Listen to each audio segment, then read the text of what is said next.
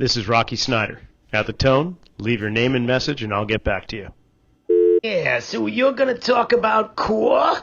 Cores? I got your cores right here. I got a 6-pack or a case of cores. What do you like? Light or full flavor?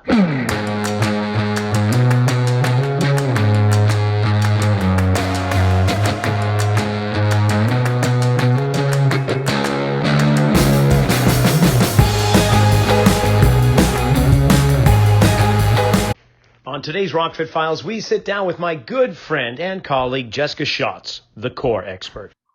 Well, welcome to another episode of the Rockfit Files. I'm Rocky Snyder, and with me in this episode is the core expert herself, Jessica Schatz. Jessica, welcome. Thank you for having me. I'm so happy to be here. Oh my gosh, Jess, we go back so far, I don't even want to count the years or days because it would get to the end of the show before the counting ends. So just know, for those listening, Jessica and I go way back. Of course, we're together in Santa Cruz here, going to the same fitness studios, you cranking on the Versa Climber with a gallon of water by your side, me just being one of the staff members, wiping sweat up here and there. And for you, I had to bring a mop bucket over. It was amazing. You worked out so hard. But now, We've gone different paths. No, it was awesome. I loved it. You're just such a hard worker is what I'm trying to get at. Not that you were grimy and sweaty in any way. No, far from it. No, quite the opposite. But now you're in Southern California and you have taken on quite an amazing path. Tell us just a little bit, what have you been doing? Well, I created this brand of mine, the Core Expert, where spirit aligns with science. Through my entire life's journey, I basically, from the time I came out, was meant to move. And as we all are, but I was in touch with that right away. And moving is as elemental as breathing for me. And I would love it to feel that way for everyone. It is that way for everyone. I would really love it to feel that way for everyone. And I was a professional dancer. I became a Pilates instructor and a yoga teacher to pay the bills and created a life out of that. I am fascinated by the science of what I did with my art and what I do with my art. Creativity and science to me go together.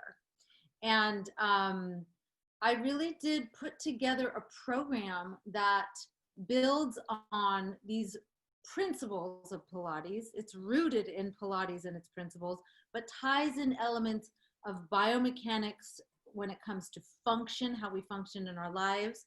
I tie in mindfulness techniques, as it's extremely important in creating the body and the life and the mindset that we want, because our body, mind, spirit is all one relationship, not three separate parts of ourselves that we're trying to balance and equalize. We want to understand that connection. And honestly, through hardship and challenge is where the greatest gifts offer us the most meaning and lesson. And so what I've done in my life, I had a career-ending knee injury when I was a professional dancer. And through dark times, I discovered that my purpose here is to help others, create a safe healing space to offer others guidance and tools on a transformational journey towards a life where they feel better in all ways, body, mind, spirit. Well, I got to say, the learning lessons are rarely ever achieved through success. Learning lessons are usually achieved when some type of failure or mistakes are made, right? It's not like somebody that gets A's all the time. Yes, they're brilliant and all, but at the same time, I think that for at least the work that I do, I want to try and find the places where people have a struggle. Yes. And through that struggle, they're actually going to bring awareness, or in the case that you're using, mindfulness as that term. But for me, it's just, can we bring awareness to the body? Can we bring, and when I say body, I mean to the person, so their mind and their experience, and then what happens as a result of that? Can we give them a different experience and hope for a different outcome? Because most people just continue the same kind of path or patterns of movement over and over and expect different results, and yet that's not happening. So before we get on that kind of path, we brought up core. And I swear for every trainer in America or every movement specialist, I think they all have their unique definition of core. For a long time, it used to be just the muscles that wrap around my waist, you know, my obliques, my abdominals, those low back muscles, and so on. And then other people started saying, well, no, it's more like all the muscles from my nose to my toes. And then you hear people saying, well, maybe when you, after you eat an apple, you know, that core that's left. But then you think about the planet, and the planet's got this one central place inside called the core. So I gotta say, when people use the term core, even being a movement specialist, I don't know what the hell they're talking about. So That's could right. you tell me, what are you talking about? So I will tell you what I'm talking about. And depending on the context is how I answer that question. So in this context, here's how I'm going to answer that question. The core is any muscle or group of muscles. And when I say muscle, I'm also talking about the depth of understanding of ourselves. That is a muscle that takes awareness and mindfulness tools and practices. So I'll go back. Any muscle or group of muscles that promote and or enhance pelvic and or spinal stabilization. And our pelvis and our spine hold us up, put us in place, keep us moving, are at our center. So any of these muscles that support those things to keep us connected to our center. Any muscle or group of muscles that support, promote, enhance pelvic and or spinal stabilization that keep us connected to our center. Right on. So it's a mouthful, and I usually say it a couple times because it's a lot of words, but they're words we all understand. The interesting thing is that when people use the word stability, sometimes what is thought of is stiffness or just one rigid frame. But we're not talking that, because you can have stiffness, but you can also have dynamic stability. In fact, when you watch an exquisite dancer, and I've seen you dance, you have just remarkable dynamic stability where you're able to maintain your balance, your movement, everything is working together, but in a movement pattern or in a dance routine. Like Right. if we were all meant to be just stiff through the ribs, the spine, and the pelvis, our spine would just be one bone, right? But it's not. Correct. Correct. And it's not. And you hear often in the movement and the fitness spheres about this balance between and relationship between stability and mobility. However, as you're saying, there is stability through mobility and vice versa. It's, again, not two separate parts of ourselves. They're not mutually exclusive. You can be talking about that stable, stiff idea, but that's not what we are getting at in terms of how we want to work with people and in terms of guiding people with the correct tools towards feeling better and moving and feeling and experiencing a better life for the long term, as opposed to doing the same thing over and over, getting the same result, which will ultimately not even get the same result. It'll start to get a worse result. Inevitably, doing the same thing over and over and not addressing the deeper part of how to is only going to make these challenges come alive even more in some way that will eventually force one to look at them. And it's why this, Dr. Sarno, who is one of the pioneers in the mind-body prescription, is such a hero of mine. And I work with many people from that framework, talking about why their pain is there and how we address that in a different way, as opposed to surgery, cracking the bone, just going and having a quick fix at the chiropractor. Not that that doesn't feel good and can't be a good thing. However, if that's what you're doing over and over and over, and the problem is chronic, recurring, then you're really just making it worse. It's not actually staying the same. It's gonna get worse, and it'll manifest in who knows how. It'll manifest in pain. It'll manifest in an ulcer, or or worse. And I know I just switched to the part you were talking about before, but I get very lyrical. And one thing leads to the next, because it's all the same stuff. It does. And we're not talking just about people with chronic or acute pain. I mean, everyone is going to benefit from making a connection.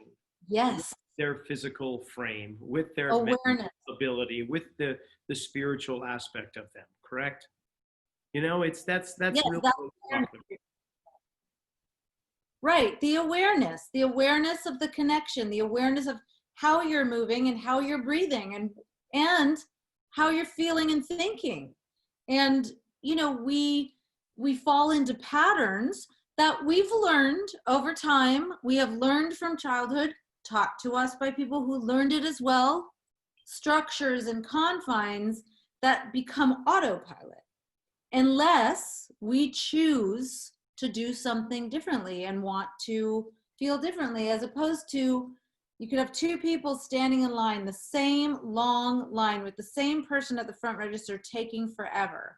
And those two people can have completely different experiences of that same situation. One person might be inside stressed out, like, what is this person doing? And looking around, and you see it, you feel it in their body, in their energy, and that's affecting their body. It's all in the same thing. And then you can have someone who just is accepting and unattached to the outcome and says, well, this is what's going on, so I'm just going to breathe and stay in touch with my breath. Maybe people watch, maybe I'll look around, notice what I am noticing. I might check my phone if I have work to do. There's many options, but you don't have to go to the other place. No, it's a choice. I used to have a talk that I would do where I would tell people, stand up and just let your shoulders slump forward, let your head drop, kind of let your rib cage drop, and just repeat after me, I feel really happy, right? And everyone would crack up, because there's no way you're going to be able to feel that way. And then stand tall, shoulders back, head up as if it's lifting to the ceiling, and just take a breath and say, I feel really sad. And it was just hilarious, because it was a simple exercise that really drilled home the point that how you position your body against gravity, what your posture is, can easily dictate or at least affect your ongoing mood. So, and therein lies another reason why we need to be concerned or aware of where we are in space and how our body is presenting itself against gravity, and what is the core doing. Because honestly, if the world around us is constantly trying to distort and weaken our structure and our posture, right? We drive around in luxury wheelchairs. We sit at the office in wheelchairs. We go home and we sit some more, or we just stand in place behind the barrister's counter, or if you want fries with that, is the, whatever it is, you're standing. Or driving traffic. Yes. So all those things, they add up to it, don't they? They really add up to it. And you think about your spine and your posture and what you're talking about. And what's great about you and I speaking about this right now is that we are talking about all elements of this. So if sometimes I worry about sounding too crunchy granola to people, so I want to start talking about the science, and I'll do that depending on to whom I'm speaking, of course. But it is taught to boost your empowerment before a speech or before an interview, to stand tall with your arms outstretched and your chest wide and your eyes up and your palms, energy and openness. And that literally is creating those hormones and pushing those hormones to your brain to empower you to give that speech, to do the interview scientifically. So it's physical, it's emotional, it's mental, and it is there for everyone.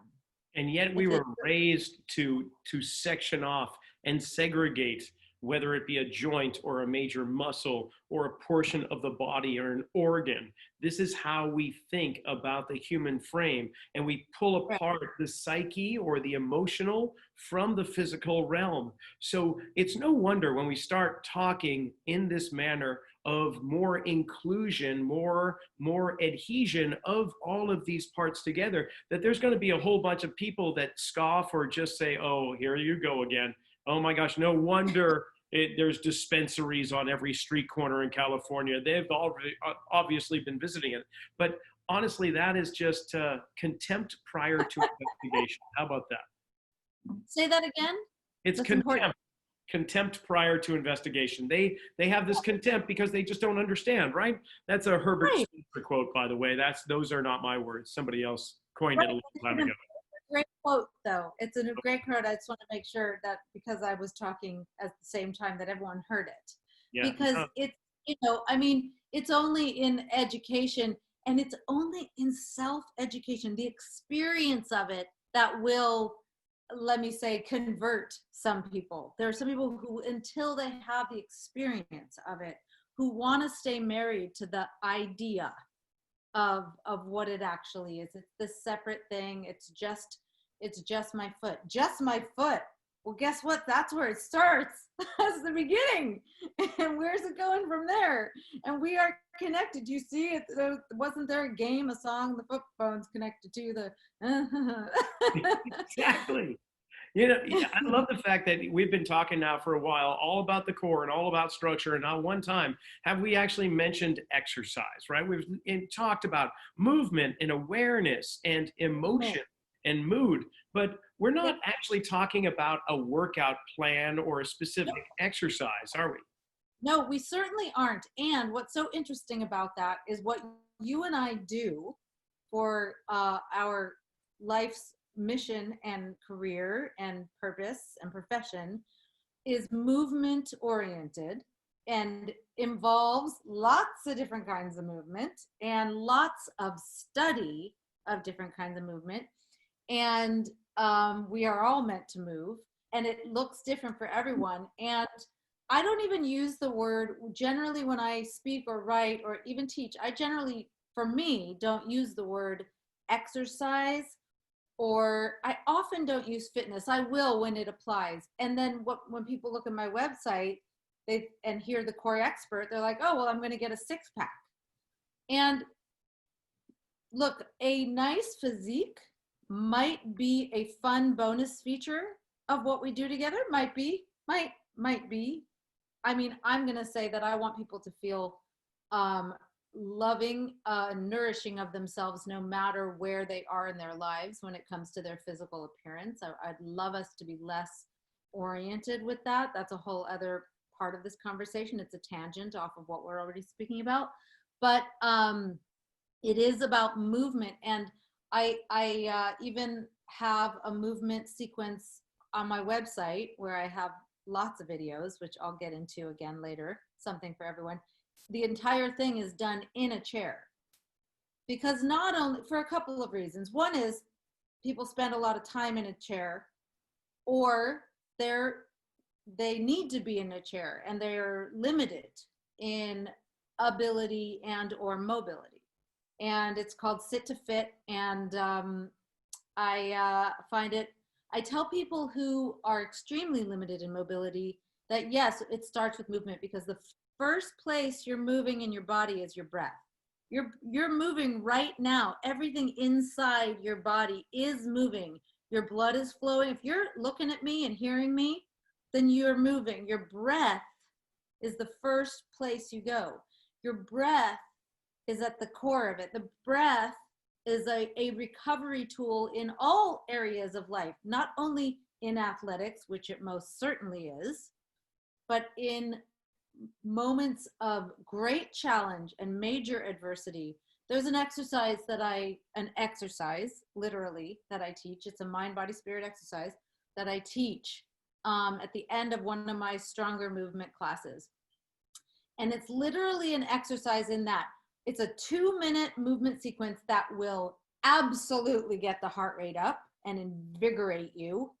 And I teach people that in so few seconds, they can slow their heart rate down so quickly by just especially focusing on the out breath, but just choosing to slow the breath down right away. And I want the experience of feel how quickly you can recover with the breath.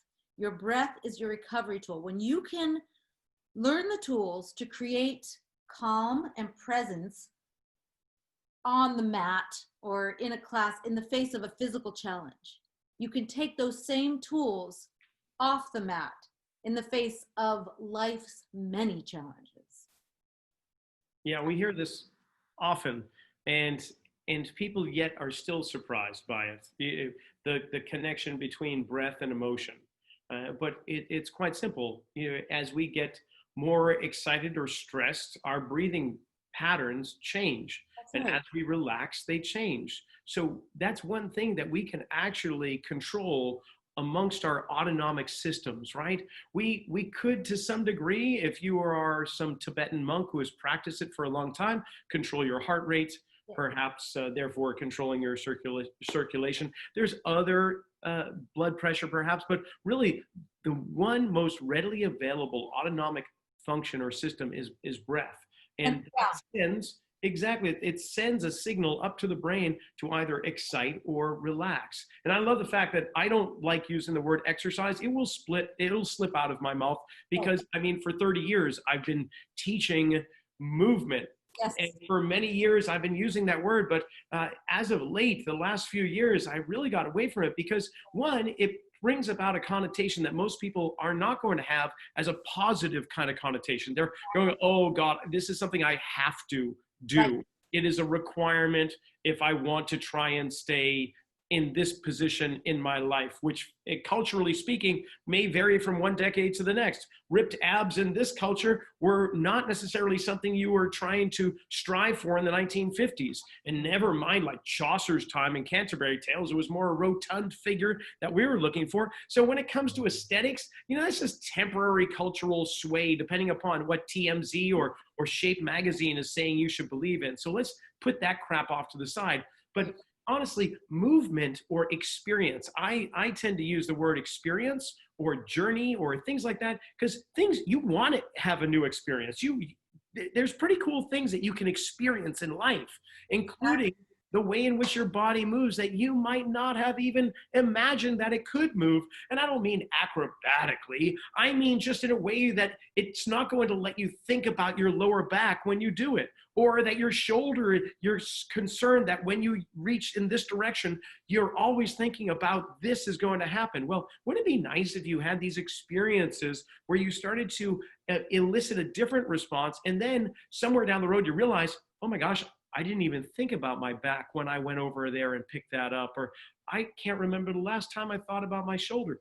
How amazing would that be? I mean, that's what we're talking about. That's exactly what we're talking about. It's that kind of movement, and it's the movement from one feeling to the next and one thought to the next, and having the experience. And when, like you, I rarely say exercise. It's often, if I say it, meant as a practice, as an exercise. Let's do this at like class. Let's do this exercise together in writing. Let's, in terms of learning a tool, a technique to get you into the experience so then you have access to it in your life. And it's the same thing, like we said, with the breath. And, you hear calm down, not that in the history of calming down has anyone ever calmed down by being told to calm down. but it's calm down, not calm up. And one of the things I want to offer and give in my tools and guidance and exercises is this idea of movement, and in all these different ways that we're talking about, for those people who, I hate exercise or I don't want to, where it's the negative connotation, with that connection and awareness, the mind, body, and spirit, that relationship, as that relationship begins to integrate more and more and more, the experience will be a more positive. There won't be the word hate. You'll be doing the thing you enjoy doing. Being someone who starts to enjoy movement doesn't mean you have to start going to do a drill team or go to a CrossFit or go jump and do a million burpees or pick up really heavy weights. Moving is many, many, many different things. And there are so many options for people. And once that connection is made with the awareness of how it feels experientially, you can have an entirely different life. And journey is a word I use a lot as well. That is how the transformational journey happens. And the journey, by the way, is the destination. It is a continuum. And let's not for a minute think that like I don't ever experience physical pain in my body, or I don't ever get sad or lonely.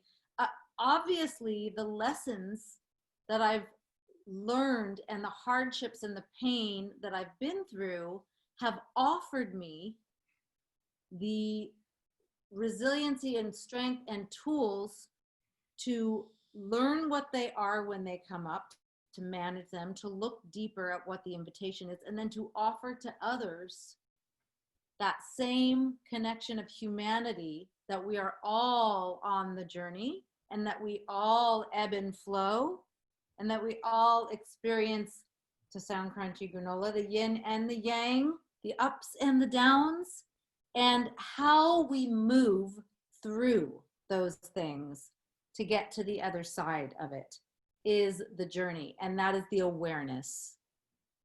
Yeah, you say we're always moving, and therefore with movement comes adaptation. The brain is always trying to find the most efficient manner to create movement so we don't expend excess energy, so the brain can get the energy it needs in order to survive. So there is something built into our subconscious to constantly try and be hardwired to do it as perfectly as we can with the equipment we have in any given moment. So the beautiful thing here is that also what happens is the brain will send out signals in the form of discomfort and pain or itchiness. These are all threat responses that the subconscious is trying to get the attention of the conscious mind to be aware, to pay attention. Exactly. So honestly, I don't love being in pain, but I sure do appreciate when I am in pain, because it is an opportunity for me to figure out what is going on here. I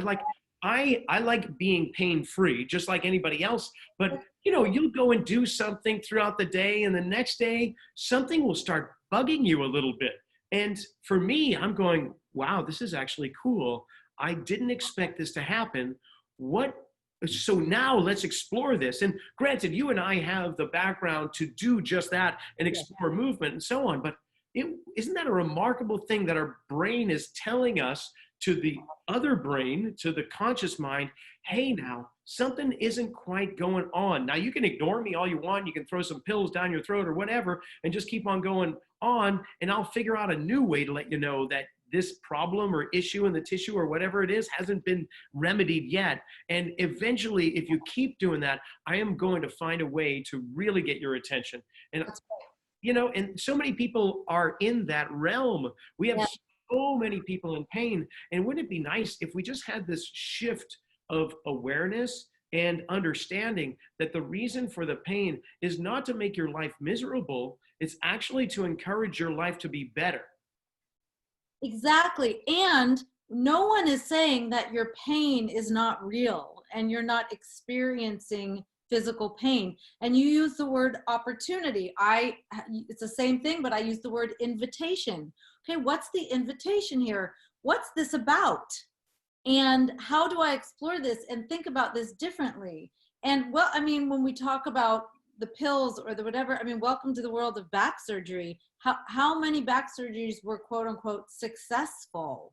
And did the pain not just return? And not that there aren't exceptions or cases, of course, but in general, most of the world lives in that place where we are hardwired to avoid pain. So how can I move differently? If I'm just avoiding that forever, it's going to creep up and, no pun intended, bite me in the tuchus. It's there for us No, I don't like being in pain either. I don't enjoy necessarily the physical feeling. But if you listen to Eckhart Tolle, who talks about the pain body, we can experience that pain physically and yet emotionally and spiritually experience no pain whatsoever. Not only experience no pain, but experience something from which to learn the bigger lesson and the bigger goal. It's the same thing with emotional pain. Now, if I'm experiencing sadness and loneliness, I don't enjoy those feelings. I'm not vibing at my highest and jumping up and down, quote unquote, living my best life. But it's an invitation to go deeper. What's the lesson here? What is this rooted in? And therefore, how can I reframe it and look at it differently so I can take this and move forward through the transformation? Yeah, it's so refreshing to talk to somebody else who is not all gung-ho and geared up at doing boot camps and trying to work people into the ground to complete submission in order for them to build, I guess, aesthetically strong bodies, at least in appearance, when structurally or whatnot, they're really missing a lot of the true nature of what it is they really need to be doing in regards to their movement. We have gone, you know what go ahead. Need, the word you just used, what they need to be doing. I mean, look, athletic drills are important for athletes so they can perform well on the field, on the court. I mean, later is when we start to work with them so we can keep them injury free or help them through their injuries, what you and I do. But you know, when you see, I'm going to teach a class called boot camp based on my athletic drills I did when I played football. And not that that can't be fun sometimes, and not that that can't be a kick in the tush to get you on a pattern of experiencing movement. But in general, the ideas of like 8 weeks to transform your body, or you know what they're talking about, or sculpt your, you know, all these things. And when we want to help people understand that movement is about your whole life experience and how we put all those things together to keep us functioning at our highest level for as often and as long as we can. And we can talk on so many levels about that. I mean, we bring up defense mechanisms, right, in a psychology course. And there's different types of defense mechanisms, transference, denial, and so on. But they're things that we take on and habits that we have within our personality that protect us at any given time. And because it was successful potentially at one time, right, we have a tendency to repeat these types of mechanisms or behavior, and that starts to, in many ways, starts to shape the person or personality that we find ourselves within. And the same thing holds true to our physical frame. If we get injured or we get hurt physically, emotionally, or whatever, our bodies will change or be altered because of that. And now we're in a new environment or a new body, in a way, a new position from which all movements will be dictated based on that new position. And then that will start to create more pancaking of other events that occur in our life until we find ourselves here in the now, right? So we can start to like peel back the onion, whatever, if you want to get to it, you know, too symbolic with that. But really what we're trying to do, here we go, is get to the core, right? We're getting to the core. Yes, the core, the root, which is where we start from every day in the present moment.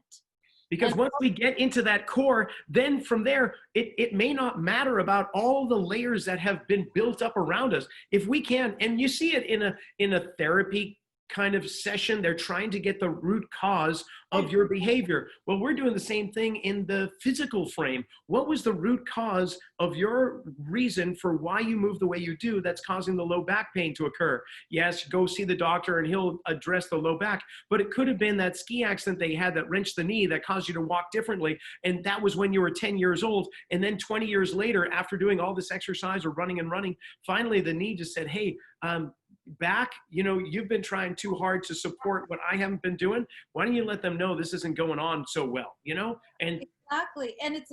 Or maybe at 6 years old, your father died in a car crash. And from there, what began started to grow and grow and grow, and you adapted and adjusted.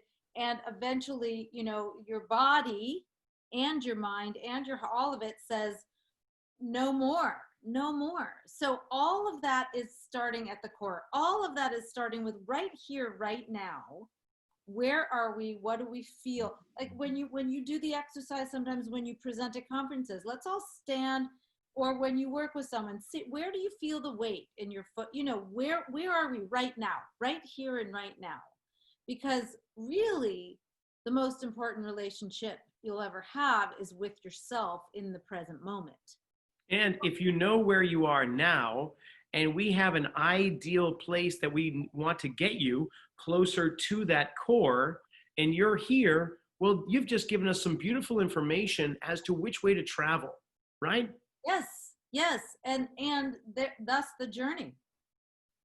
Yeah, it's truly, I mean, I love geeking out on this, and we could have gone into biomechanics and talked about anything within the pelvic floor. That has its time and place. I mean, without a doubt. And especially when you're working with specific individuals, such as the athletes we work with, you want to understand the biomechanics of their specific, not only sport, but position, and why they need to do what they need to do. But, one of the reasons I created this name of my brand, the Core Expert, and I call my class the Core Expert Experience, my movement class. I have the umbrella is the Core Expert Method, but the movement class is the Core Expert Experience. I tell people that, yes, I will teach you while we are working with a scientific knowledge of the core. It is about what is at the core of you as an individual. What did you arrive here with on this earth that you are still carrying, and how are we feeling with all of that right here and right now, and how can we move forward?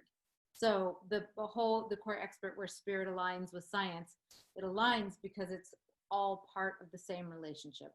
Yeah, as simple as just asking for me at the end of a session with a client, I say, well, how are you feeling now compared to when you walked in? I say something very similar. Right? Because I want them to be aware of how they're feeling right then after the session. So, and I want them to make acknowledgement. I want them to be self-acknowledging that, wow, where I was and where I am now are two completely different places. And which one would you choose? Okay, here. So we didn't just do physical movement, did we? No, we actually changed more than just your physical frame through the experience of movement. We actually changed the way in which the energy is flowing through your body, or your energy level right now, and your mentality. Most people, and you can see it, I've done it so many times over and over, that you can actually see after just one movement going, wow, okay, that is getting where I need them to go. And they're walking differently. They're more relaxed. They color in their face. There's more pep in their step. I'll tell you one story. And I just want to say, to piggyback on what you said, I say at the end of every session, how do you feel and what opened up for you over the last hour? And that can be anything, physical, emotional. But I worked for quite a while. I often try to keep one pro bono person on my roster at a time if I can, which is often, not always. And I was working with an elderly gentleman with Parkinson's. And look, it's really fun and sexy to talk about working with an NBA player and helping him recover from his injury and get signed to a playoff team, and his testimonial. That's all fun and great and gratifying, of course. But I worked with this gentleman with Parkinson's, and of course, I wanted to work on his balance and coordination and mobility and all those things. But when I would see him start to connect the right side and the left side doing two different things, and breath to movement, and those connections and those coordinated proprioceptive wires start to happen, it was incredible. And I would see this from the beginning to the end. It was a transformation. And he would leave the session. Yes, he felt physically better. And yes, I want that.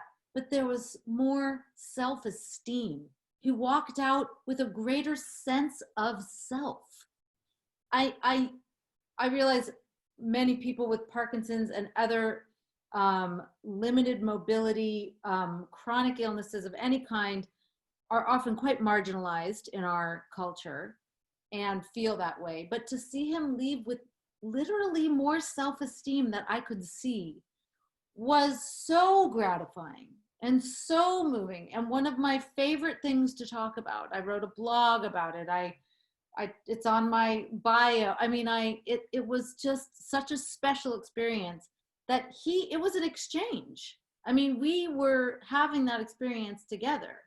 I can't inspire someone unless I'm inspired, and vice versa. And the same thing with it being a relationship. So, yes, you can see it, feel it, experience it when there's that transformation.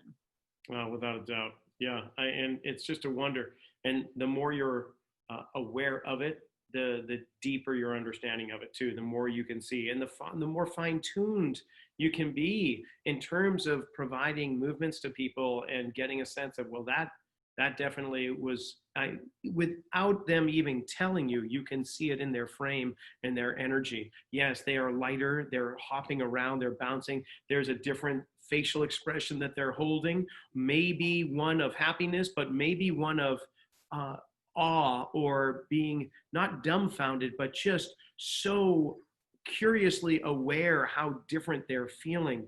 It's remarkable. It is remarkable. Curiously aware is great. When someone says to me, well, we're doing a movement or a movement pattern, where am I supposed to be feeling this? I always say, well, where do you feel it? What do you feel? And we start there and go from there and forget about that question.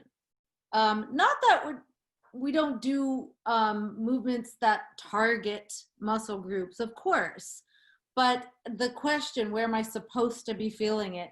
There is no answer to that question. It's not, it's not, that is certainly not one perfect science could one size fits all. Yeah, I do the same thing. In fact, we've been told what we're supposed to do for a long time in our lives. The last thing we need to do is just to continue that. I have the same response. Where is it that you feel it? Because that tells me a tremendous amount. Because I don't want to tell you where you should be feeling it, because then you have to live up to my expectations, and your body may not be in a position to do that. And then you're going to feel like a failure, because that's not what you're hoping. You're trying to appease me or make me happy. No. I want you to tell me so that you provide me with a better understanding of who you are and what your body's doing. And then again, you tell me where that is, and we can draw you closer to that central place. This is the collaboration. This is why it's an exchange. And what, like you said about being told for so long, when someone, I don't know if you've ever had someone, a new client come to you or hear, I felt like I was always just paying trainers to count.